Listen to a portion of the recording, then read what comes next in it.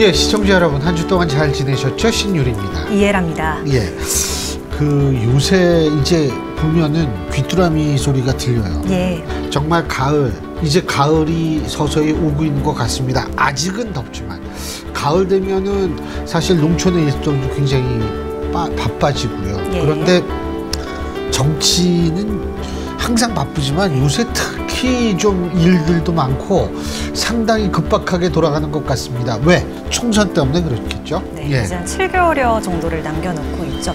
이분의 입을 통해서 현 상황들 좀 짚어보고 싶었습니다. 이정현 전 대표와 함께합니다. 안녕하십니까? 네, 안녕하십니까? 네, 반갑습니다.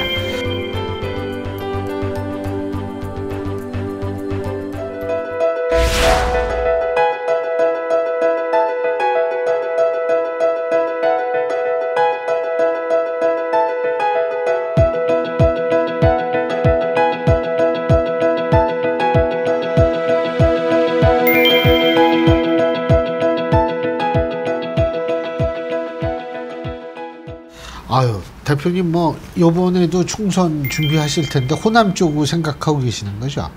그럼요. 저는 뭐 호남으로 나갈 겁니다. 내년에 나가게 되면 호남 처음 출마부터 해서 29년째 도전을 합니다.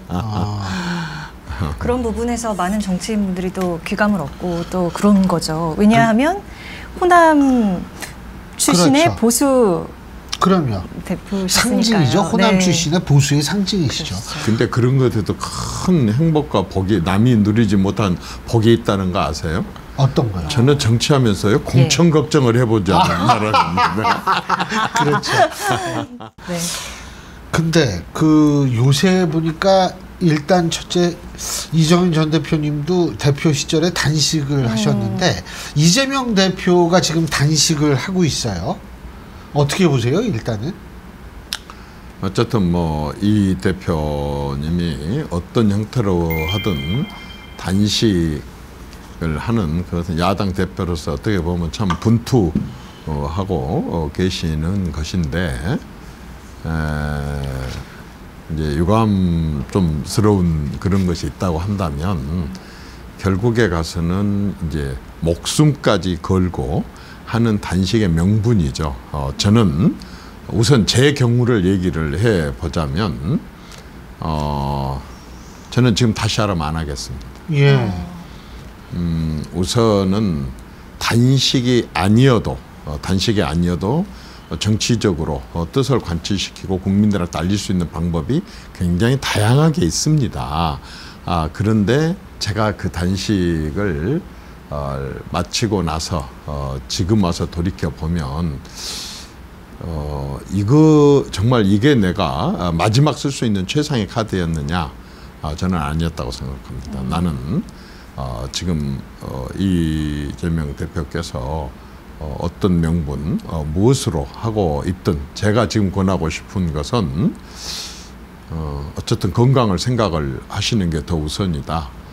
지금이라도 주변에서 만류해서라도 중단을 하고 그리고 이제 다른 방법으로의 퍼포먼스는 얼마든지 할 수 있으니까 지금 단계에서 저는 일단 중단을 하시고 건강한 몸으로 펼치고 싶어 하시는 그런 정치나 뜻을 펼쳐라, 이렇게 권유하고 싶어요. 저는 저 같으면 절대로 다시 안 하겠습니다. 저는 후회합니다. 그때 데미지 건강이 좀 제가 진짜 한번 해봤거든요. 예. 정말 안 먹고 제대로 해봤는데 제가 7일째 되는 날 실려 갔어요. 가서 병원에 갔더니 괴사가 시작됐다고 하더라고요. 내장에 안에 있는 장기에 어떤 부분에 괴사가 시작됐다 그러더라고요. 그래서 무슨 말인고 했는데, 우리가 이제 음식물을 섭취를 하면 온 몸으로 영양분이 간가 봐요. 근데 그 영양분이 안 들어와.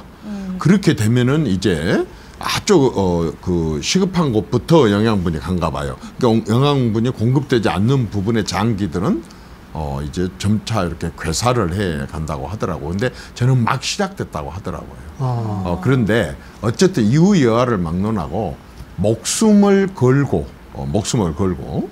싸워야 될 그러한 대상 또는 그런 거리, 명분, 이게 국민들로부터 인정을 받을 수 있는 거냐라고 생각한다면 저도 그랬고 솔직히 지금 우리 이재명 대표께서도 저는 지금이라도 중단을 하시는 것이 본인이 관철시키고 만들고 싶어하는 그런 세상 그것에 더 접근하는 건 훨씬 더 효과적이라고 봅니다. 이런 퍼포먼스는 이제 21세기 2023년도 지금 시점 제가 했었던 2016년도 그때 시점에서도 이건 절대적으로 적절하지 못한 정치 퍼포먼스라고 생각합니다. 꼭 이 시점이어야만 하는가에 대해서도 좀 궁금해하는 분들이 많은 것 같더라고요. 저는 내용은 따지지 않겠습니다. 야당 대표가 네. 할 수 있는 정부 여당을 상대로 한 또 국민들에게 뭔가를 알리고 싶어 하고 하는 방법으로 선택해서 하는 것에 대해서는 뭐 그분 판단해서 하는 것이고 국민이 받아들이냐 안 받느냐 또 국민 몫이니까 그 성과나 목표나 또 이유나 이런 부분은 저는 시비하고 싶지 않습니다. 다만 어쨌든 제1야당 대표로서는 부적절했다. 이런 말을 할 수 있는 저 역시 제가 집권 여당의 당대표로서 그 단식을 했었던 그 방법은 지금 봐도 잘못됐다. 후회스럽다. 그리고 그것은 결코 후배 정치인들에게 그 좋은 선례는 결코 아니다. 적절하지 않다라고 하는 얘기를 분명히 하고 싶습니다. 근데 이제 단식의 목표가 뭔지 그거는 사실 본인의 진정성을 믿는 것이 전 우리의 합리적인 예의라고 생각을 합니다. 그런데 이제 목적이 그렇다고 하더라도 파생되는 정치적 효과는 분명히 있을 거라고 보거든요. 그러니까 정치적 상황. 예를 들면 지금 소환을 앞두고 있는데 그거는 장기간 좀 지체가 될 거고 또 하나 이제 이게 검찰의 입장에서 볼 때 당대표 야당 대표인데 이분을 상태로 소환도 안 하고 기소할 수도 없는 거고 또 체포동의안을 만일 넘어온다 하더라도 이거가 가결될 가능성에 대해서도 사실은 지금 상황에서는 장담할 수 없고 여러 가지로 딜레마가 될 것 같은데 이재명 대표의 사법 리스크는 향후에 이 단식 이후에 어떻게 전개될 거라고 예상을 하십니까? 저는 단식하고는 아무 상관이 없다고 생각합니다. 그 태풍처럼 예. 그냥 그건 지나가면 그만인 거고 또 다시 또 태양은 장렬하게 되어 있습니다. 검찰 수사가 그렇다고 해서 단식했다고 해서 검찰 수사가 면제되거나 또 사면 복권되는 일도 아니고 그 단식 끝나고 나면 또 다시 원위치에서 다시 시작될 건데 그건 근본적인 해결책이 아니죠. 그런 부분들은 이제 지지자들을 어떻게 보면 순간적으로 아주 순간적으로 지지자들을 뭉치게 할 수 있는 효과는 낼 수 있을런지 모르지만 사실 내부적인 전체적인 결속도 이것으로 인하고 뭐가 더 부각됩니까? 이분이 지금 뭐 때문에 사법 처리를 당하고 있지라고 하는 말하자면 이분의 의심받고 있는 죄 그 부분이 더 부각되는 효과만 오히려 더 낼 수가 있는 거예요. 말하자면 이렇게 해갖고 검찰 조사가 면제가 된다든지 그야말로 사면 복권이 된다든지 이렇게 한다면 모르지만 그거하고는 전혀 관계가 없어요. 예. 예. 요새 또 정치권에서 이 이념 논란이 다시 한 번 또 계속적으로 거세지고 있는 것 같은데요. 이 정율성 공원 같은 경우에요. 사실 이 인물 같은 경우에는 좀 논란의 여지가 있는 인물이라고 거론이 되고 있는데 광주시가 이거 추진하는 게 맞을까요? 어떻게 보세요? 호남 정치인이시니까 좀 예, 맞습니다. 아니야 전혀 힘들지 않습니다. 전혀 힘들지 않습니다.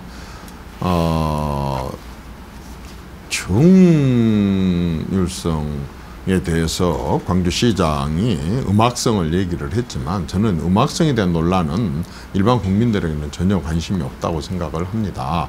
다만 이후 여하를 막론하고 북한에서 영웅이고 중국에서 영웅이 꼭 광주에서까지 영웅이 되게 해야 되느냐라고 하는 게 더 문제고 이분에 대해서 지금 아까 이념 논쟁이라고 했는데 그러면 이제 보통 색깔론 이렇게 얘기를 했는데 지금까지 더 씌워진 색깔론을 오히려 저는 빼는 거라고 생각합니다. 왜냐하면 정율성에 대해서 그동안에 무슨 동요 대회를 하고 정율성 성악 대회를 하고 또 정율성이의 학교에다가 그것도 어마어마한 벽화를 그려놓고 이런 식으로 해갖고 색깔을 더 씌워놨는데 과연 그럴 만한 사람이냐라고 이번에 공원을 만들면서 그렇지 않았다면 그냥 온 국민이 다 모르고 넘어갔을 정률성에 대해서 다시 한번 벽화도 있고 아까처럼 동요대회도 성악대회도 우리나라에서 하고 있는 이 사람이 공원까지 만든다고 하는 계기가 되었고 뭐 했던 사람인지 보고 봤더니 6.25 때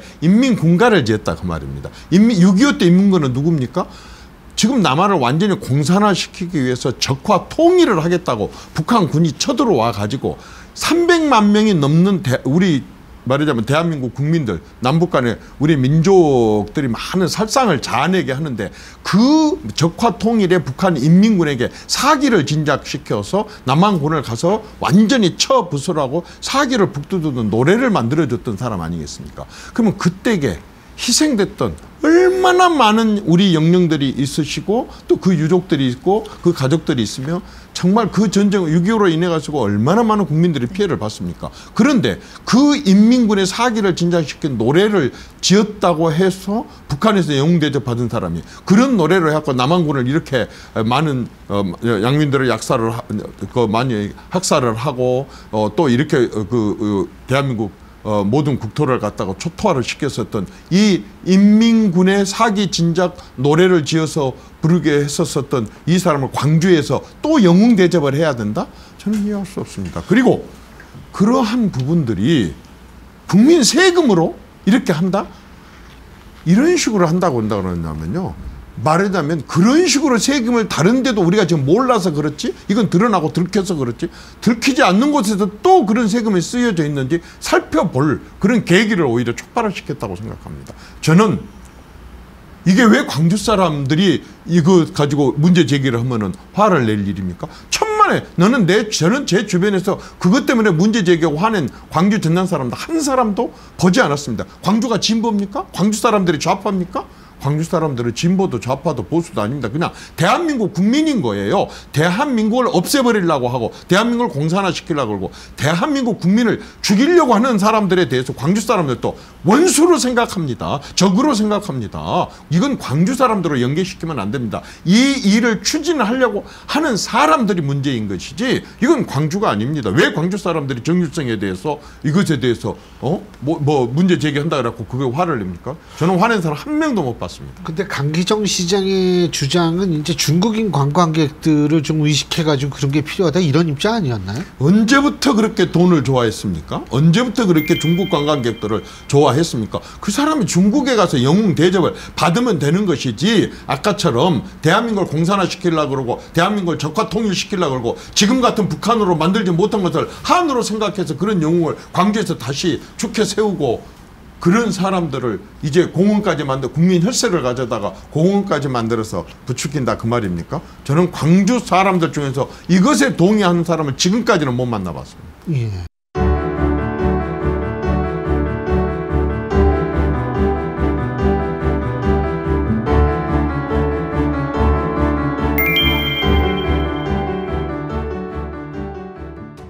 윤미향 의원이 조총련 주최 관동 대지진 행사 참석 관련해서 논란이 또 거세지고 있습니다. 일단 참석만 한 거다 이렇게 얘기를 하는데 사실 일부에서는 납득 못하겠다는 얘기도 나오고 있는 것 같고요. 주체는 이제 윤미향 의원의 주장은 이게 주체한 게 아니고 조총련도 여러 주관사 중에 하나다 뭐 이런 입장이긴 한 것 같더라고요. 그러면 그런 여러 주관사고 예를 들어서 관동 대지진 희생자들을 추모하는 것에 왜 다른 민주당 국회의원들은 안 가고 왜 또 뭐 보수당 국회의원들은 가지를 않았습니까? 일단 조총련은 일단 대한민국 법원의 대법원까지 가서 대법원 판결에서 완전히 이제 반국가 단체로 이미 딱 판결이 나 있습니다. 대법원에서. 대법원 판결을 부정하는 것입니까? 대한민국의 정체성을 부정하는 것입니까? 어떻게 거기에 초청을 받았는지도 저는 이해가 되지 않습니다. 어떤 과정을 통해서 초청을 받았는지도 이해가 되지 않고 또 그렇게 쉽지가 않았을 텐데 그런 눈총 뻔히 그 뒤에 반향을 이런 생각을 못 했겠습니까? 대한민국 국회의원이?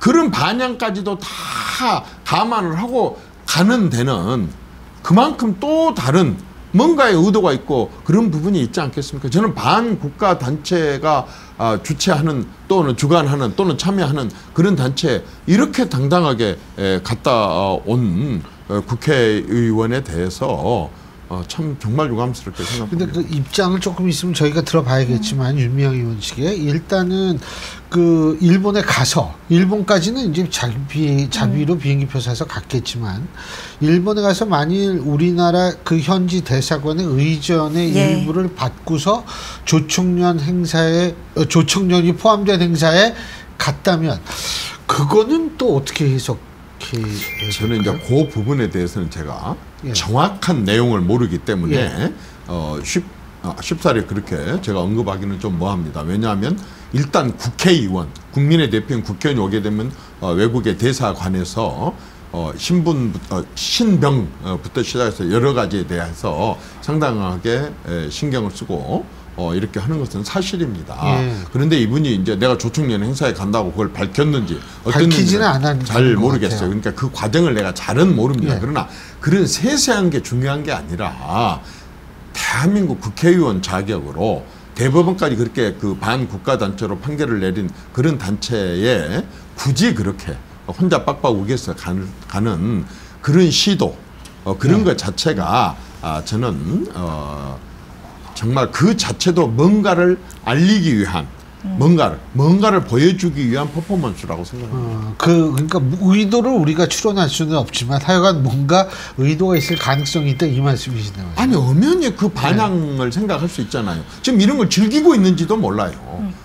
그리고 봐라, 내가 갔다 왔고 지금 남한이 어떠냐, 온통 언론이고 정치권이고 지금 난리가 아니다. 나 하나 희생해갖고라도 이런 식으로 말하자면 그런 데도 갈 수 있다고 하는 걸 무너뜨리고 또 대한민국 국회의원도 그런 데 간다고 하는 것을 북한에 얼마든지 선전용으로 쓸 수 있도록 이렇게 제공해갖고 북한으로 하여금 그러한 윤 의원의 이런 행위가 북한 내부에 이익을 주게 하는 그런 행위를 했다고 또 그런 것을 감안 안 했겠어요? 저는 모르겠어요. 만약에 내가 어디 외국을 한번 나간다고 하고 특히 그런 주목받을 행사에 나간다면 나는 그런 정도는 다 계산이 돼 있을 거라고 봅니다. 최근에 뭐 흉상 이전도 그렇고 또 한 명 변경 얘기도 좀 나오고 있고 그래서요. 이거 관련해서 궁금한 게 지금 대통령실에서 윤 대통령이 이념 문제 관련해서 이렇게 집중 거론하는 이유가 뭘까 이 시점에. 근데 이게 사실 뭐 지지층 결집하는 데는 좋겠지만 사실 이제 중도층도 굉장히 많은 상황에서 이게 오히려 나쁜 수가 되지는 않을까 이렇게 생각도 들거든요. 어떻게 보세요? 글쎄요, 나는 윤 대통령이 이념을 집중적으로 거론한다라고 하는 것에 대해서 뉴스가 많이 되고 있으니까 그거는 뭐 엄연한 팩트이죠. 근데 그게 지지 세력을 결집을 하기 위해서 그런다 하는 것에 대해서는 저는 조금 동의하기가 어렵습니다. 또 윤 대통령께서는 그런 말씀을 안 한다 그래가지고 그런 말을 해갖고 동의할 보수 세력들이 보수 후보에게 표 안 찍겠습니까? 저는 보수 세력 결집하고는 조금 무관하지 않느냐라고 하는 생각이 듭니다. 다만 이제 저는 좀 다른 얘기를 해보고 싶어요. 어쨌든 정권이 교체가 됐잖아요. 근데 교체되기 전에 아까처럼 어떤 소위 말해서 나는 이념 얘기를 하고 싶지는 않지만 굳이 이념을 얘기를 한다면 여러 면에서 이념의 추가 이렇게 있어야 될 이념의 추가 굉장히 한쪽으로 가 있을 수가 있다 그 말입니다. 그럼 정권이 교체됐는데 이대로 정지하고 놔둡니까? 당연히 적어도 여기까지는 안 간다 손치더라도 여기 정상적으로는 돌아와야지 그게 시계 추는 것이지 여기서 뭉쳐가 있으면 시계가 정상적으로 가동되는 겁니까? 나라가 정상적으로 가동이 되겠습니까? 저는 굉장히 큰 문제가 있습니다. 그런데 그냥 내가 추론을 해봅니다. 저는 뭐 이게 지나치다 아니다를 다 떠나서 왜 윤 대통령이 저렇게 얘기를 할까? 그렇게 생각을 해보면 이분이 그런 비슷한 말을 했었죠. 만약에 그 정권이 연장이 됐다고 한다면 나라가 절단날 뻔했다고 하는 그런 비슷한 얘기를 한번 한 적이 있었죠. 최근에. 혹시 들어보신 적 있어요? 제가 기사를 읽었기 때문에. 그건요. 우리 신 교수님이나 우리 지금 여기 앉아있는 세 사람이 일반 국민으로서 모르는 앞선 정권에서 일어났었던 많은 상황에 대한 정보를 대통령이 훨씬 더 많이 갖고 있을 수가 있습니다. 그렇죠. 네. 그거예요. 대통령이 공식적으로 하는 말 중에 그냥 함부로 했겠습니까? 저는 그렇게 보지 않습니다. 뭔가가 정말 실질적으로 아까처럼 그 앞에 일어났었던 여러 가지 사안들을 봐보면 정말 나라가 이대로 갔다가는 시스템이 붕괴되고 이대로 갔다가는 정말 구석구석에 비정상이 되고 비정상이 완전히 굳어져 가지고 그 자체가 정상인처럼 됐을 때 나라가 바로 전진하고 발전하고 이렇게 할 수가 있겠습니까? 도약할 수 있겠습니까? 저는 그건 굉장히 어렵다고 생각합니다. 그렇다면 그 다음 대통령이 그러한 비정상을 바로 잡아야 되지 않겠습니까? 제가 몇 가지 한번 사례를 들어보겠습니다. 예를 들어 대통령이 굉장히 많이 강조를 한 게 자유입니다. 자유. 지금 대한민국의 경제 수준, 대한민국의 안보 수준, 대한민국의 세계화 수준, 대한민국의 정보화 수준으로 봤을 때 이제 지금 대통령이 말하는 자유 속에는 두 가지가 저는 많이 들어있다고 생각을 해요. 하나는 민간. 민간을 굉장히 중시하는 자유. 민간에게 굉장히 많은 규제라든가 이런 걸 빼고 정부에서 주도하는 걸 빼고 민간한테 맡기겠다고 하는 민간에게 맡기는 자유. 이거 하나 하고 또 하나는 저는 시장이라고 생각합니다. 우리가 시장 하면서도 굉장히 많이 통제를 하고 관리를 하고 이렇게 해왔거든요.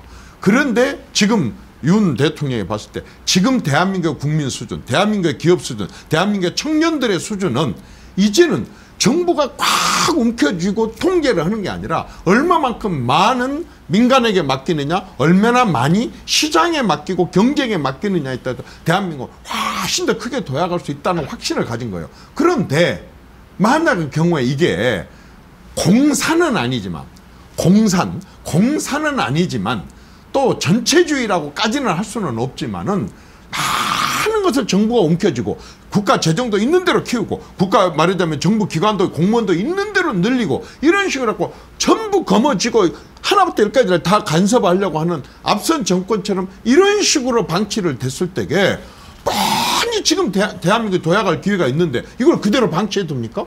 완전히 정부 권한을 뺏고 정부의 규제를 완전히 뺏고 해가지고 민간하고 아까처럼 시장에 맡기려고 하는 이러한 대통령의 생각이 이걸 갖다가 얘기를 하고 이것에 대해서 반대를 하는 세력들, 발목을 잡으려고 하는 세력들, 죽으라고 이것에 대해서 시비하는 세력들에 대해서 대통령이 그것도 맞서지 않으면 이걸 펼칠 수가 없기 때문에 하는 것을 이걸 이념 무슨 전쟁이나 이념의 공작이나 이렇게 간다고 하는 것은 저는 상당히 문제가 있다고 하나만 더 말씀드리겠습니다. 죄송합니다.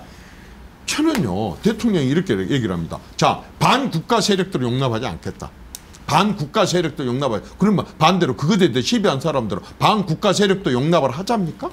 아니면은 전체주의 공산주의에 대해서 자기는 공산당에 대해서 용납하지 않겠다. 대통령이 얘기하는 그러면 공산당을 용납을 하고 전체주의를 용납을 하자 그 말입니까? 저는 이 부분에 대해서 예를 들어서 아까처럼 야 너무 좀 지나치다. 너무 지금 대통령이 아직은 정권 초반이고 다 장악도 안 돼 있는데 뭐 그 말하자면은 그 저기 뭡니까 대통령이 상대를 해야 될 그런 그 상대들을 너무 많이 전선을 너무 많이 확대를 해갖고 수습도 못하면서 왜 저렇게 전선을 많이 넓혀 이런 시비는 저는 이해를 합니다. 그러나 이걸 완전히 이념 논쟁으로 간다 해가지고 이걸 못하게 막는 사람들한테 저는 좀 문제가 있다고 생각해요. 뭐냐? 아니 반국가 세력이다 공격을 하는데 왜 그걸 시비를 해? 당신 반국가 세력이야? 타켓이 당신이 아닌데 뭐 때문에 당신 스스로가 말이야 마치 반국가 세력인 것처럼 그런 식으로 대통령한테 그 부분에 대해서 시비를 걸고 대드느냐 그 말입니다. 아까처럼 시장이다. 아니면 민간이다. 이렇게 해갖고 자유를 망키거게 해갖고 그 사람들의 창의력을 발휘를 해서 기업들을 있는 대로 세계적으로 키우게 하려고 하는데 그것에 대해서 전체주의, 공산주의에 대해서 반대하는데 자기가 공산주의도 아니면서 전체주의도 아니면서 왜 그렇게 민감하게 정치권이 대드느냐 그 말입니다. 저는 그 부분에 대해서 동의하지 않습니다. 그 마지막으로 간단하게 문재인 대통령이 이제 요새 자꾸 언급을 많이 합니다. 그 부분에 대해서는 어떻게 생각하십니까? 문재인 전 대통령이. 저는요 문재인 대통령이 전체를 다 언급하지 않습니다.